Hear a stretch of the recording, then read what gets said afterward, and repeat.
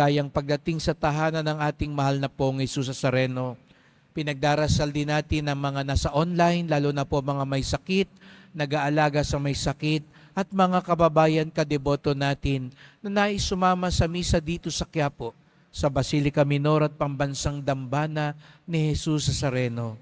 Sa araw na ito, pinagdiriwang natin ang kapistahan ni San Maximiliano Maria Kolbe, isang Fransiskanong konbentual na martir at deboto ng mahal na ina. At isa po siya sa mga santong napadaan din dito sa ating bansa. Sa katunayan, sa kanyang pagpunta sa bansang Hapon, siya'y lumagak muna dito sa Maynila at nakitira dyan sa San Beda, sa mga paring Benediktino ng San Beda, at sa simbahan ng San Beda ay nagmisa po siya. Kaya nakakatuwang isipin na may mga santo na napadaan din dito sa atin sa Pilipinas bago siya lumagak sa misyon sa bansang Hapon. Sa katunayan, ang ating simbahan ay tinatag ng isang santo, San Pedro Bautista, isang Fransiskanong pari din. Kaya ang mga santo'y mga tunay na mga tao. Hindi sila mga superhero na parang katang-isip o para bagang napakalayo. Ngunit sila ay katulad natin. At ang iba pang mga santo ay talagang nanahan, nanirahan, nakisalamuha dito sa atin sa Pilipinas. At sa kanyang paglilingkod sa Panginoon, nung dumating ang panahon, nung ikalawang digmaang pandaigdig, ng pagbalik niya sa kanyang bansa, sa Poland, ay hinuli ang mga Kristiyano, ang mga kalaban ng Estado, ng mga tauhan ni Hitler, at sila'y dinala sa isang concentration camp. At sinabi na isang beses ay may tumakas na preso. At sa galit ng warden, sinabi niya na hanggat hindi niya tutuklasan ang dahilan at hindi bumabalik yung preso ay ipapapatay niya ang ilan sa mga preso. At kanya lang pinipili kung sino yung mga papatayin kinabukasan. At nagkataon na isa sa mga pinili, nung gabing yon ay iyak ng iyak sapagkat sinasabi niya na meron pa siyang pamilya, bata pa ang kanyang anak. Kaya hinayang na hinayang siya at sabi niya, wala akong kasalanan pero ako ngayon ang nadamay. At nang ito'y marinig ni San Maximiliano Kolbe, kinabukasan, sinabi niya rin sa warden, huwag niyo na hong patayin itong kasamahan namin sapagkat siya'y may asawa at anak. Ako na lang po. Ako'y isang pari naman. Wala akong pamilya. Walang umaasa sa akin. Kaya ako na lang ang inyong patayin. Kaya ang ginawang pamamaraan nung panahon na yon ay sinaksakan siya ng asido o lason hanggang sa unti-unti siyang mamatay. Dito ipinakita ni San Maximiliano ang sinabi ng Panginoon, walang higit pang pag-ibig, ang pag-ibig ng isang tao, isang kaibigan na inalay ang kanyang sariling buhay para sa kanyang kapwa. Hindi kilala ni San Maximiliano kung sino yung taong yon. Ngunit dahil siya isang Kristiyano, sa kanyang pagmamalasakit, inalay niya ang sarili ng buhay kapalit ng taong iyon.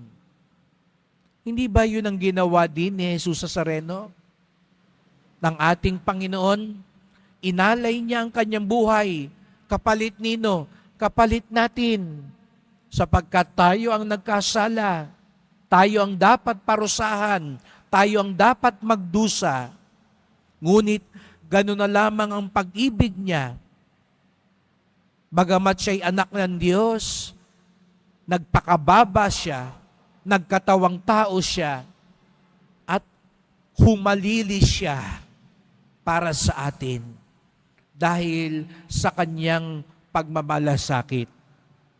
Nung ginawa pong santo ni Papa Juan Pablo Ikalawa, si San Maximiliano Kolbe, noong 1980s, yun pong lalaking sinagip niya, kasama ang kanyang pamilya, dumalo sa misa nung kanyang pagiging santo. Nagkaroon pa siya ng apo sa tuhod. Mahaba ang kanyang naging buhay. At lagi niyang sinasabi, ito'y dahil sa isang santo na nagkusang ialay ang kanyang buhay para sa kanya. Pagmamalasakit. Siguro nga mga kapatid, hindi darating ang punto, o kung dumating man yon, tanungin natin ng sarili natin, kaya natin? Baka nga kung yung mga mismong kakilala natin at mahal natin, minsan binibiro ko, pag nag-i-interview ako na ikakasal, handa ka bang mamatay para sa asawa mo? Ikaw ang sasalo sa bala, sa saksak, para sa asawa mo? Minsan nagingitian lang. Parang nag-iisip pa talaga ng matindi kung sasabihin nilang, opo, para ba sa kaibigan mo, ikaw ang haharap sa panganib?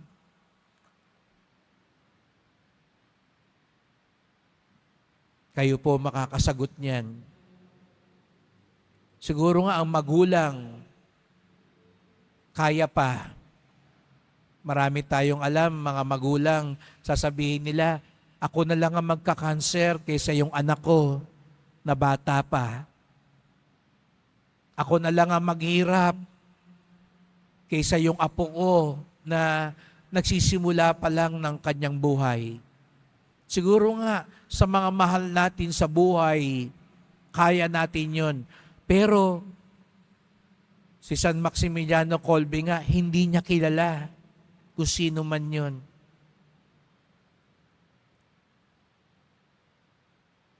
Pagmamalasakit. At lalo higit kaya, may pagmamalasakit tayo sa mga taong nagkamali. Siguro nga, hindi darating ang punto na kailangang ialay natin ang buhay natin. Baka sabihin nyo, Father, yung asawa ko nga, pinag-iisipan ko pa kung iaalay ko buhay ko sa kanya, sa kaaway ko pa kaya. Pwede ba, Father? No? Sa anak ko nga, medyo diskumpiyado pa ako. Doon pa kaya sa nakasakit sa akin? Siguro nga, mahirap. Talagang hindi lang 2, 3, 4 na isip. At talagang baka iba sa inyo, hindi na mag-iisip pa. Bakit ko iaalay ang buhay ko dyan sa mga kaaway ko? Sa mga nagkamali at nakasakit sa akin.